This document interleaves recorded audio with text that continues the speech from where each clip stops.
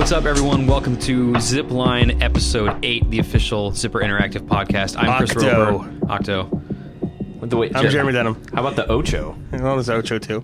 And we're here with Ben Jones, as you heard him. Hi. He's a designer. Designer on Mag. Yeah. How are you? Sometimes. He did other things on SOCOM. I'm well. Sure. I'm well. How are you? Right now, you're working on Mag. Yes, I am focused on Mag. Before we get to more of you, it's time for the Z-Cap.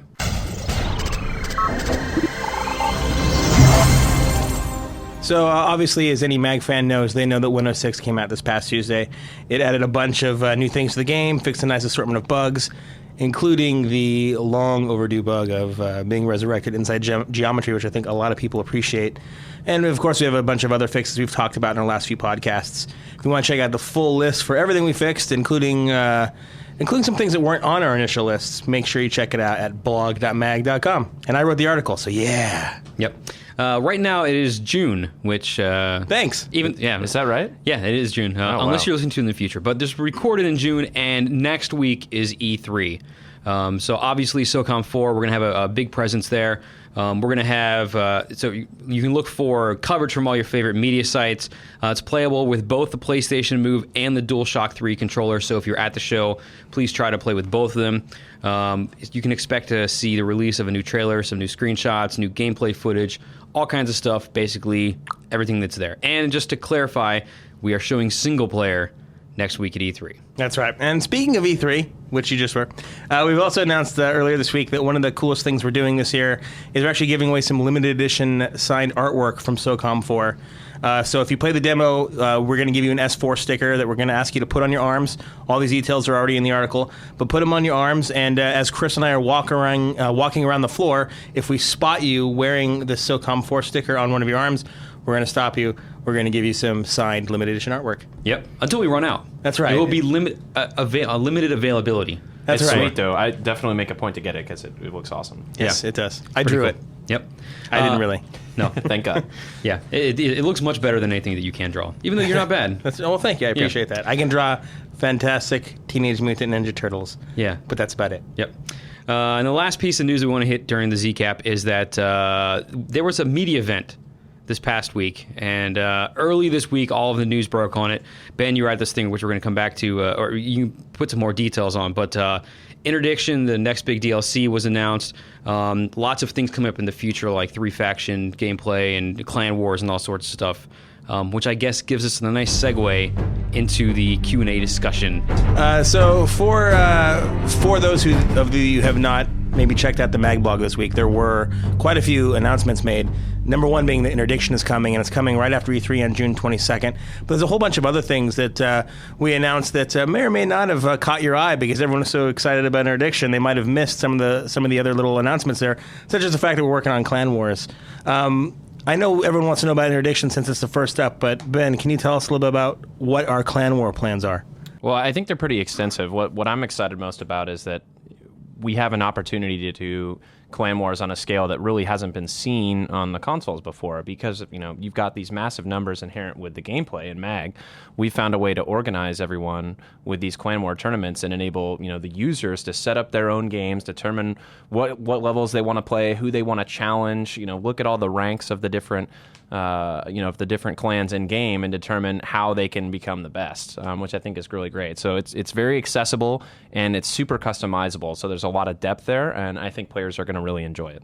So I think one thing that people want to know, I think, is why Clan Wars now and in this particular form as opposed to the beginning. Because in the beginning we said, well, we've designed the game the way we've designed it because we don't want a lot of the clans to overtake the queues, and we want people to have fun. What have we done to allow them now to support clans of this size, of huge sizes, and still not take away from the fun that we were a little bit worried about in the beginning? So what's nice about Clan Wars is it really separates things out. It is its own queue. If you've gone in before and you picked a queue, whether it's sabotage or acquisition, Clan Wars will be its own separate queue, and it'll only be unlocked for you as an individual player when one of your clan leaders has challenged another clan for a match. So it's not going to be something that's open to you all the time as a regular user. It'll pop up and we'll say, hey, your clan is getting ready to challenge another clan. Would you like to come in and battle So I think that's going to be really great. It'll separate it out a little bit from the general population, and give these clans a determinate way to face one another. Whereas before, they had to go through a lot of hoops to say, oh, we're better than this clan. We jumped in the same match and maybe we won, but how much impact did you have on that outcome? So now it's very decisive. I have my own clan that I created at my home account that has a whopping 2 members. It's my brother and I. Is it called the Wizard Sleeve? No. It's the Warbound, named after. I'm a Hulk fan, so of course it's named after the very famous Hulk team from Planet Hulk. But it's called Warbound, and it's just my brother and I. But the thing we want to know is that is still a clan. How does a clan of that size compete with, let's say, another clan, the War Clan? Speaking of wars, it's enormous. That has 300 plus members. Well, again, it's separated out, so you get to choose the scale of the battle in which you'd like to participate in. So, you can go all the way up to 256, focus on the smaller, 32-player matches, but we'll get you in at a threshold. So even if you have a smaller clan, you'll be able to make those challenges on the smaller level maps. So you'll be mixed with individual players, or can you be mixed, say, 2 clans who had their own each individual challenges put together in the same match against 2 other clans? So I think the goal for right now to get Clan Wars out is to have the individual challenges, one clan versus another clan, and that's certainly something that we'll look to support down the road. But I think for now we want to focus on the individual clans battling one another. Let's get to the kind of the more immediate stuff. On June 22nd, Jeremy, like you said, will be the Interdiction pack. For the people that haven't seen the news, which you should have now, but can you give us an overview of what is coming their way in Interdiction? Absolutely. Well, it's a lot. I think Interdiction is fantastic because it's the first time that we're bringing out a whole new game type. And in order to support that, we've got 3 new missions created from the ground up for that particular game type, and that's important because the gameplay in this game type is totally new. You've got a really large focus on vehicular combat. The only forward spawns that you have in the missions are your APCs. So you have 8 APCs in a convoy for each team, so 16 APCs total roaming around this massive battlefield with 3 unique objectives that are totally neutral. So both teams, for the first time, take the role of attacker. There's no inherent defense. You're only defending after you capture a point, and it becomes yours. And the goal is to capture as many points as possible and bleed the other team's points away. What with the focus on it being APC heavy, how does that change the dynamic of how people maybe are used to playing with something like Sabotage? It changes it a lot. I think what's nice is that the APCs are a forward spawn point, but they're totally mobile, right? So you can create really unique situations where you have a couple APCs hidden, in the area relative to an objective, and you guys are just respawning out of those and swarming over the hill again and again until the enemy either tries to flank you and take out your APCs, or you guys are successful and flush them from the objective and then cap and hold it. But with so many APCs rolling around, it's really a different battlefield. And what's nice is the levels, like I said before, are totally catered toward it. They're wide open. They're really something different for us, and it's the push that we want to try to carry through in these DLC missions becomes more and more open so that we get a lot more variety in gameplay. Another addition to Interdiction is the improved heavy armor. A lot of people already wear heavy armor. What is the advantage to going improved, and how much more of credit space can they expect it to take up right now? So, I'm unfamiliar with the specifics of it, but I'm guessing that it's a couple hundred credits here or there. It'll give you, enhancements in speed and that kind of stuff. It'll offer a lot of changes from the heavy armor. So if you actually get it, you're going to have, the ability to get more stuff in your loadouts. Maybe your heavy equipped character is a little faster. Those kind of options. And I think it really is worth the value. And the looks for all of them are really cool. I'm excited for anybody that picks it up because you're going to stand out on the battlefield for sure. What is? Can you actually talk about one of the looks that's on there? Is there a specific design that sticks out in your head? Well, they're all really cool. I've always loved the Sever one, that chest plate that kind of looks like a skid for some kind of ski vehicle, which is just really insane. But it's totally different, and it just butts right out there. So that one really looks cool to me. And I've always liked the heavy knee pad look on the Valor guy. They're like shin guards or something you would wear as a hockey goalie. They're pretty large, so you're beefed up and really looking like the mobile tank that you're going to become. One of the other things that was talked about, hinted at, I guess, at the event was 3-faction gameplay. What can you tell us about this?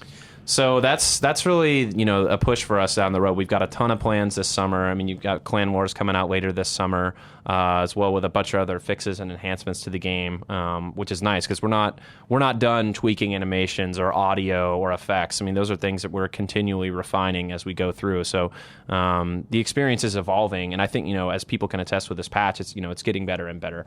But with 3 factions, I mean, that's something that not only we've wanted to do for a long time, but people in the community have been clamoring for. So it's something that we've invested a lot of time in and said, okay, we're going to get this in. So one of the things that we mentioned that hasn't got a lot of coverage, I think, in the media was that both suppression and sabotage, over this summer are going to become faction neutral, so that, for the first time, you'll be able to challenge some of the maps that you maybe could only defend before. Now you can be attacking.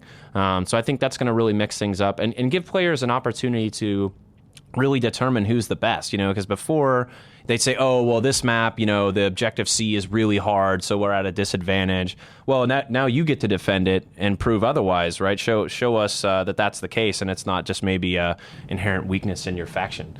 So we'll see what happens there. I think that's going to be a lot of fun as well. That's actually one of the things I'm looking forward to most, is just going back and replaying a lot of the maps that I was playing when I was playing with another faction, and I can play with whatever faction I want, which is great. Let's move on to some listener questions. I think now's a good time to see what the people out there wanted to ask you. We'll start with Wooly, who wants to know if we'll ever see any upgrades to the mag repair tool, like doing damage to vehicles or bunkers instead of just repairing them.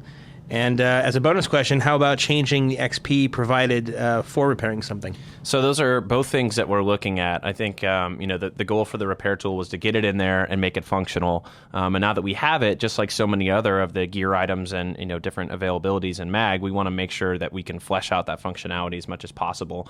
And I know, just like me, like anybody else, I could be prone repairing something or crouching, near a mortar battery or something, and then I see someone approaching, but I have to switch to my weapon and try to take them out. A lot of times, the translation between the two will take so long that I'm knifed in the back or whatever. I mean, I'm probably dead, right? But, say if we were to give the ability of the repair tool to damage people or other vehicles, then you might have to switch away. You could just charge with the repair tool and smolder his face or something. I think that'd be fun.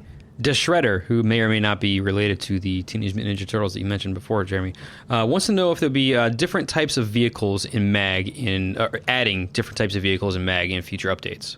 So first of all, if it is the Shredder, shout out. Huge fan. Awesome. Love your work. Played by Kevin Nash in the second movie when he became Super Shredder. That is true. Little fun fact. Fun fact for you. That's, again, something that we're definitely looking at.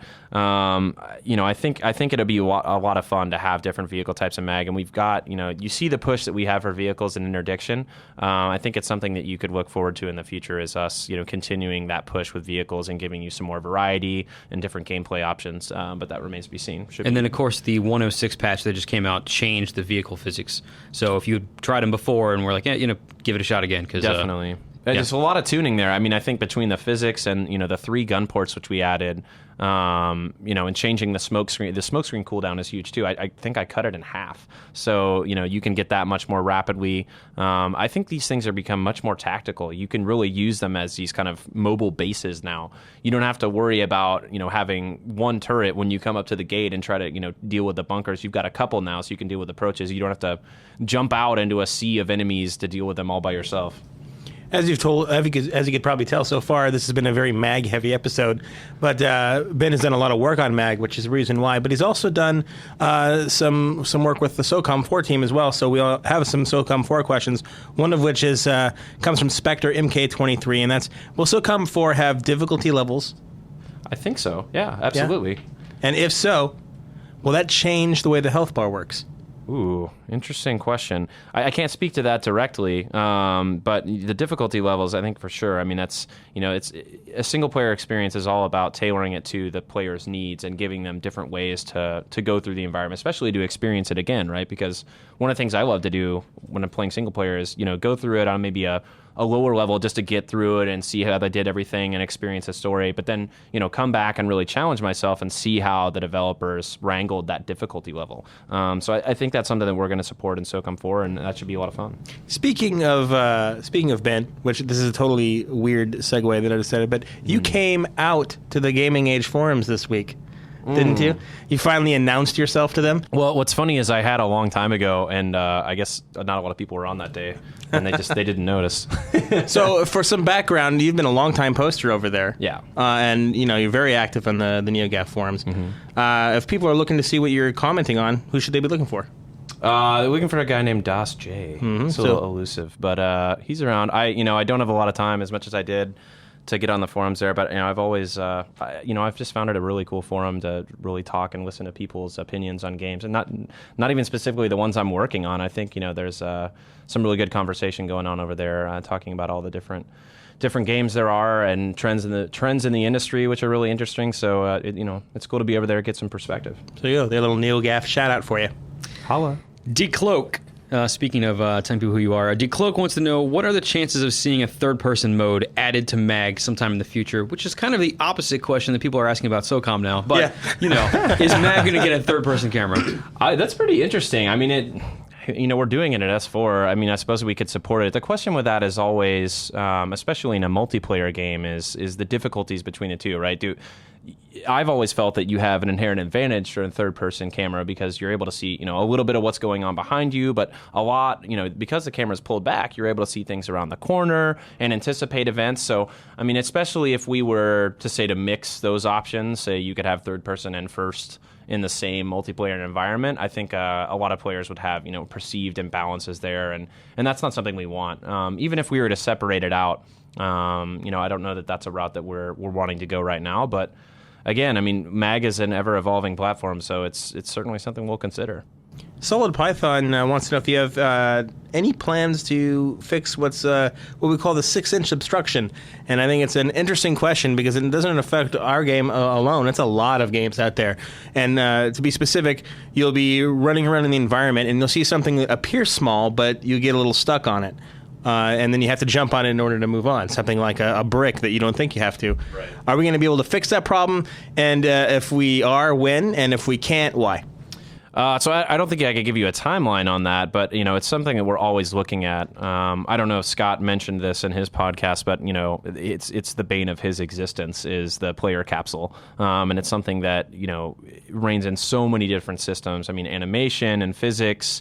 And it's very difficult to tune, but it's something we've been working on all the time. And I think the bigger goal for us is to transition away from those kind of objects, so that we're not dealing with that. Our environments are so massive that debugging all of these little instances where you can't get up a 6-inch ledge or there's a concrete barrier half buried in the ground, but you get stuck on it. I mean, that's very time intensive and difficult for us to find. So I think a testament to what we're doing with both Interdiction and the 3-faction game type is, kind of pulling away from those types of objects and making, your travel throughout the world a lot easier so we don't have to worry about that stuff. Lazy Time comes in with a SOCOM 4 question I think is very interesting in many ways. And it ties into what you just said. Exactly. So we've been saying for a long time now that MAG is, like you've been saying, an evolving product. So since before it came, it's treated more like an MMO than a standard first-person shooter, all these sorts of things. Lazy Time wants to know if that same sort of approach of, constant, looking at it, tweaking it, making it better inch by inch is going to also apply to SOCOM 4.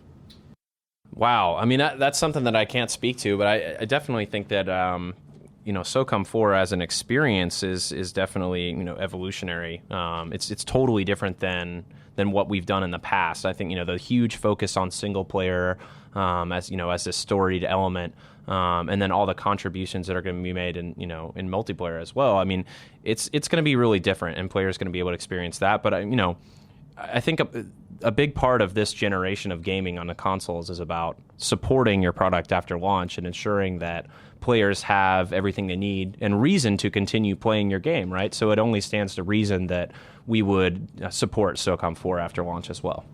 Speaking of what you just said, because I know a lot of people are going to be raising red flags on this one immediately, is you just said that the online is going to be very different from anything that's happened before in the franchise. Well, that was focused on single player, but okay, yeah. With single, so that's a good qualifier. Because we've been saying for a long time, people are asking what the core of SOCOM is. That we're there's cover and stuff like that now, and they're saying, why does this still have the SOCOM name? We're saying the core's still there. It's still a tactical shooter. Ed spoke to a lot of this when he was on the show. Still emphasis on teamwork. Yeah, emphasis on teamwork, tactical stuff. Is there anything that you can say to this to kind of ease the, since you just said it's going to be extremely different. Right. Well, and that's, again, just to correct myself, I suppose, that's really a focus on single player, right? That's where we're making a lot of the strides. I think people who have been, traditional SOCOM fans and multiplayer will find that there are a lot of similarities. We brought a couple of systems up to date so that, players of modern shooters are more familiar with those systems that are a little more accessible. But that tactical nature of gameplay and, the cooperative nature of it is still at the very much at the core of multiplayer. So I don't think that'll change. Ali Boo Boo wants to know, how does MAG decide which side is attacking or defending on a map that's not neutral? Right now, none of them are neutral, but they will be. And how many wins does it take for a Shadow War contract to actually go up a bar? So to answer the last question, that's something that we actually just tweaked that the other day with 106, right? It's something that we're kind of pushing and pulling and seeing how, as games are kicked off and player populations, grow and decline depending on the time of day when different regions are coming on. It's something that we're continually evaluating and determining what's the best way to tweak it. So whether it's, contracts are turning over every couple of hours or every day, it's something that we'll continue to tweak until we're really happy with it. And because things are constantly changing, we're changing it as well. So, every patch that comes out, look for notes on that. Just like in 106, we change it down to every couple of hours now, so that, people get a lot better chance for contracts to turn over, which I think is great. The other part of the question, how many wins does it take? Or let's see. Yeah, how does it decide who's attacking or defending? Oh, well, so on maps that aren't neutral, right, and they're all that way right now, it's very simple. It's if you're at your home base, say like a Sever mission, it's in your themed area, you're going to be defending every time. And then if you're in that instance, you're either Valor or Raven, you're going to be attacking Sever in their home base every time. But that's what we're really looking to change with going faction neutral on the suppression and sabotage missions over the course of the summer, is giving you an opportunity to defend that mission for the very first time. And also, just to add a little bit to the how the bars are influenced, it's actually not as easy as a win-loss system, because the way that the system works is you don't get any points at all if you suffer a major defeat, but right. you still actually get a few points in your favor if you suffer a minor defeat. You get more if you get a minor victory, and you get the most possible points with a major victory. So it's not as easy as just winning and losing, and that determines whether or not the bar goes up. Yep. Right. Smackabro has a question that relates to something that we were just talking about here. First off, it's a two-parter. The second half, this is a very easy one, is what does L1 in SOCOM 4 do? Which right now is just the sights, right? Yeah, right now. I'm bad to remember the buttons if I don't have a controller, but I think it's just a zoom, technically, yeah. But his more interesting question is, how do you describe the single player for SOCOM 4 from a tactical standpoint? Wow, well, I think it's really tactical. What stands out to me the most about single player in S4 is that you can play it any way you want to play it. I mean, if you want to come in and roll as yourself and try to be Rambo and have your team support you a little bit, you can do that. But if you want to be the guy standing up on the hill and directing your troops and having them navigate through and completing the mission, I mean, that's an option as well. And just the variety there is so cool. And I really love, the quickness of directing your troops, because you can be in the heat of battle and just doing it really quickly. They navigate through the environment and taking guys out, and just sitting back and watching that is a lot of fun. But it's extremely tactical if you want it to be. It's just however you choose to play it. Bloody Shadow wants to know if we have anything planned for MAG at E3.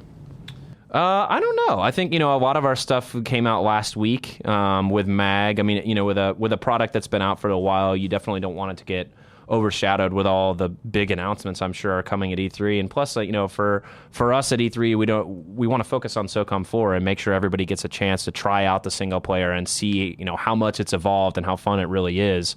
So, for us, it's about, hey, we're supporting MAG. We got this stuff out this week, to get it out there before E3. And then after E3, you've got Interdiction coming out as well, too. So that's really where our focus has been. It's more like a bookend to E3. Yes. A nice, lovely bookend. Christian 831 wants to know if it's coming, when they can expect to hear news about MAG 2. I have no idea. For us, again, it's the focus on the evolving platform, right? I mean, we're not going to stop supporting Mag anytime soon. We have all these plans throughout the summer, bleeding into fall of the things that we want to deliver to that crowd.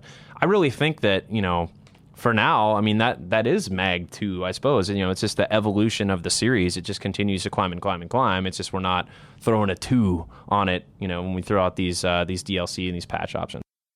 Click likes the game, first of all, and also wants to know what are some of the coolest things you designed in Mag personally, and what is the one weapon, gadget, power-up, or vehicle not in Mag that you wish was? Wow, those are great questions. First, shout out to Click. He's a huge player. I've played with him a bunch of times, and the guy is disgustingly good. Some of the coolest things I've designed in Mag, I mean, I was kind of all over the map. I mean, some of the stuff that I'm proudest of from a personal perspective was the training stuff. And even though you were able to get through it pretty quickly, that was a lot of work on our end because Mag is a multiplayer game, and there's a ton of single-player-ish features in training that are under the hood, that took a lot of magic to get working. So we spent a lot of hours working on that. And I think the end result gets people through, and they get a sense of how they can contribute on the battlefield pretty quickly, which is great. Coolest power-up or vehicle that's not in Mag? I mean, there's so many. I think that's what's great about this game is that the ideas are just free flowing. There's so much stuff that we would like to do. Personally, I would have loved to see a strategic strike with a helicopter strafing run similar to like Black Hawk Down, when the little birds are coming over and just strafing the buildings with rockets and machine guns.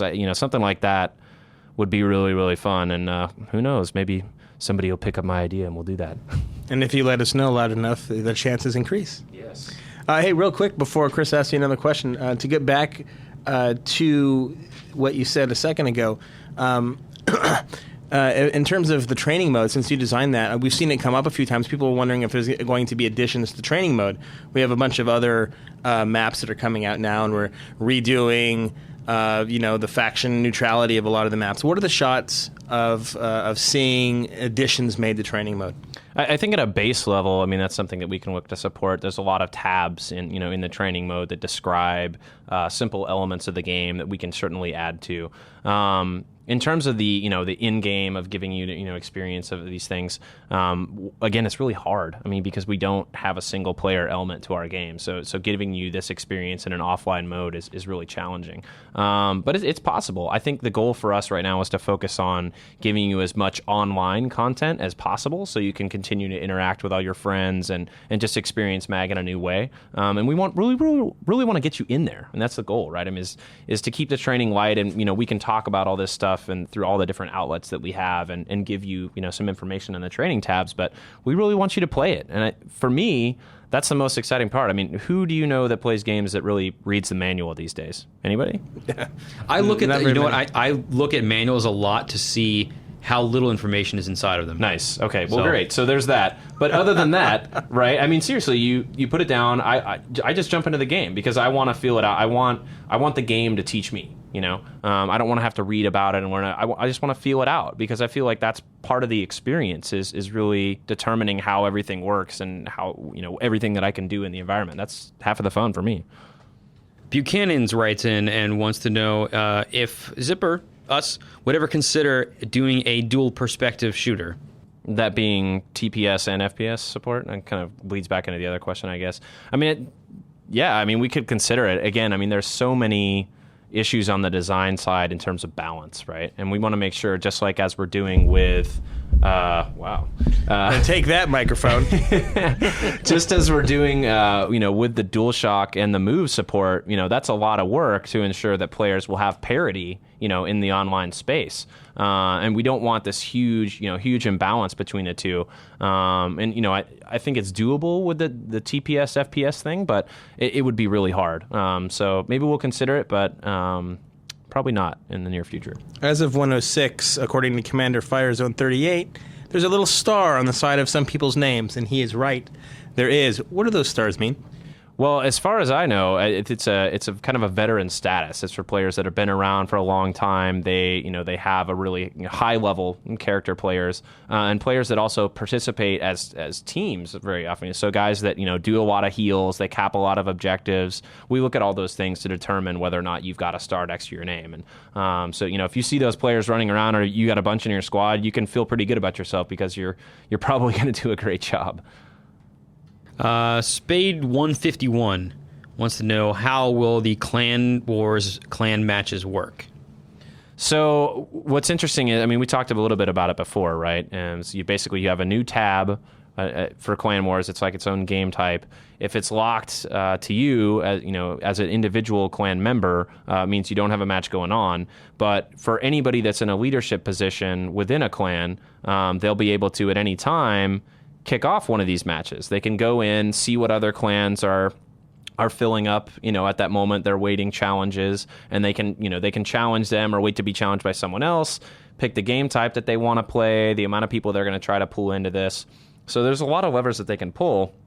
When it gets down to very serious, what's nice is that with Clan Wars, for the first time, you can dictate where everyone goes. So, before, within a platoon, you might be able to move around a little bit if there's some slots. But with Clan Wars, you can pre-position everyone, and you can see from the get-go, what level that player is, what their specialty is, so whether, they're really good at repairing or they've got a lot of medical skills, and really balance out not only your squads, but your platoons. So you can pick and choose whatever platoon or squad you want to play in, which I think is really fun.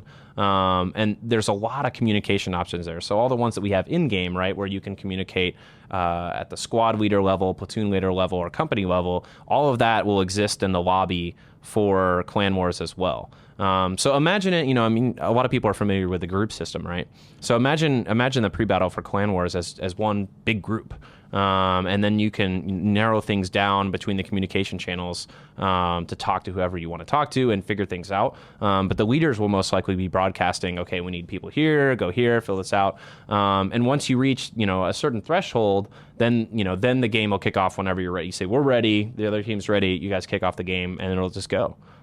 So I am really excited for the feature, honestly. I think it's one way that, again, that MAG really sets itself apart is the scale. And now that we're giving players the ability to really control that scale and fight one another on a clan level to determine supremacy, right? And then going into the rounds, that's basically how it works. Is it's a best of 3. So if you're challenging another clan, you're going to be attacking in the first match, defending in the second, and then if necessary, you would be attacking again in the third, right?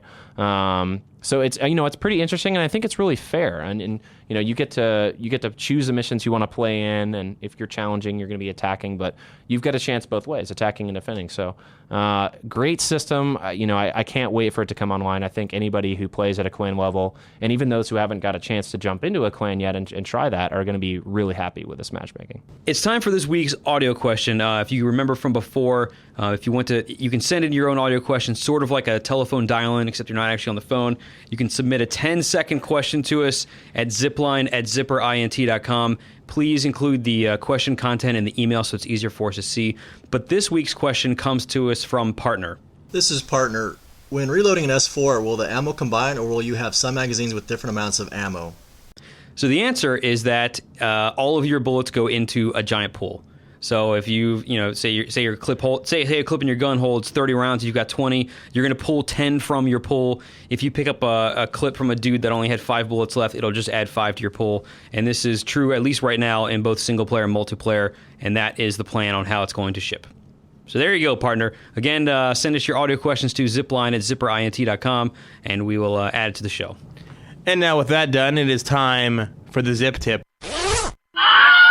For those of you not familiar with the Zip Tip, it is our weekly look into life as supplied by a Zipper employee. It could either be a tip about how to make it through the day or play one of our games. Whatever it is, it's completely up to the guest. Ben, what is your Zip Tip for today? Well, man, we've got E3 coming up next week. This is actually the first time in maybe 10 years that I'm going where I'm not working in some capacity. So it's going to be a fresh perspective for me. So if you're going to E3 this year, maybe for the first time, what are some of the things that we think you would be interested in knowing? I know there are a lot. So first timers, a couple for me, I think, wear comfortable shoes. Mm-hmm. E3, as much as people would like to pretend it is not a fashion show.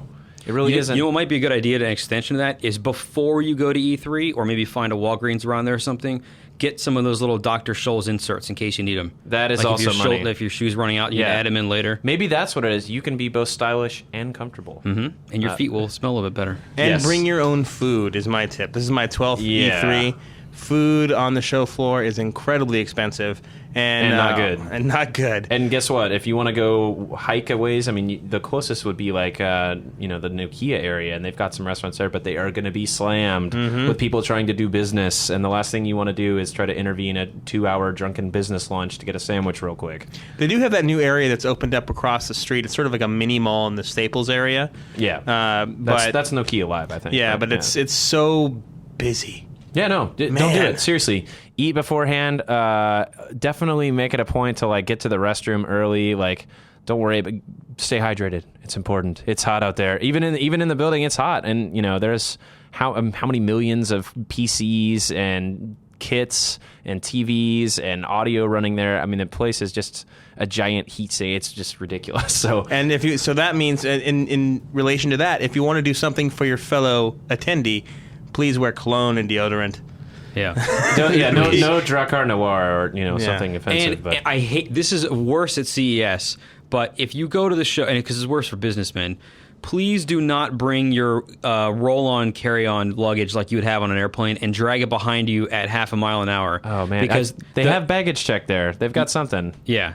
Don't do it. Terrible. Don't do it. I'm tired of tripping in you. The one thing that I want to add is to try to the coolest stuff at the show. I remember when Half-Life 2 was shown, or when Nintendo had the Wii for the stuff that people want to go play and check out. That's interesting.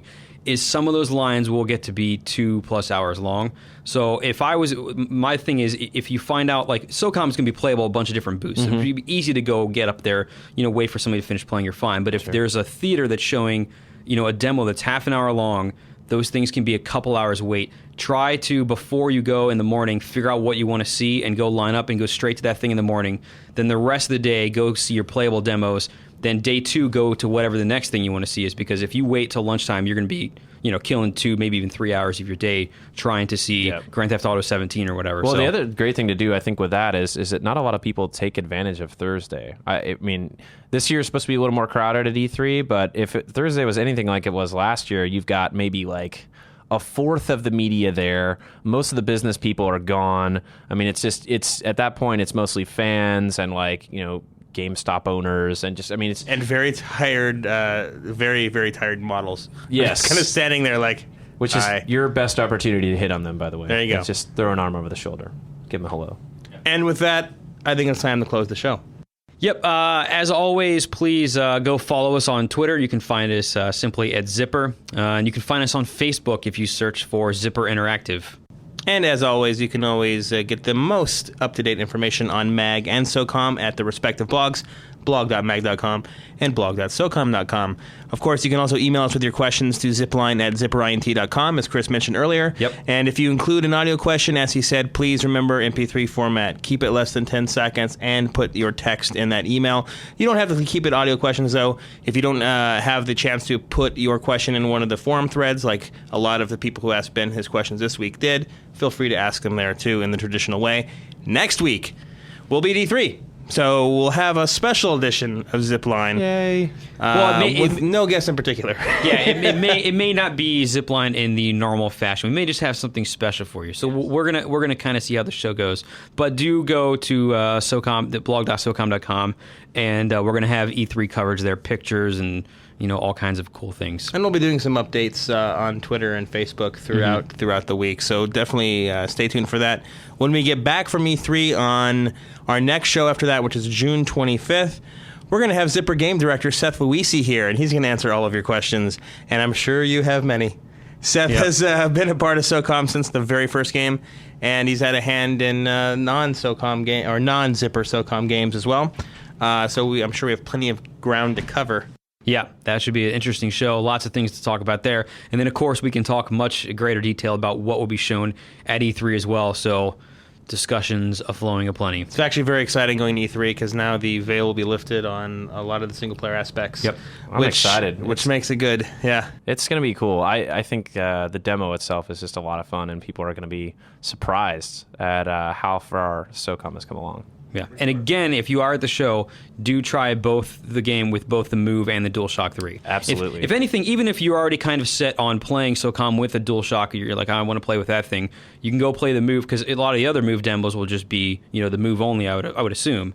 And so this will give you a chance to see how it matches up with the DualShock, and, plus you can play SOCOM twice then. And don't forget to ask for your sticker after you've played the game. Yeah, and get some signed art. And maybe we'll see you. Yep. And if we don't notice you, run up and, tap us on the shoulder and be like, here's a cookie. Can I have some signed art? And then we'll say, where's your sticker? Yep. No. Anyway, remember that you can subscribe to the show on iTunes. Go on there, rate us if you can. And we'll see what happens next week at E3. It should be a very interesting show. Fare thee well. Ben, thank you for joining us this week. Thank you. Always a pleasure. And we will see you after E3 with Seth. Peace out.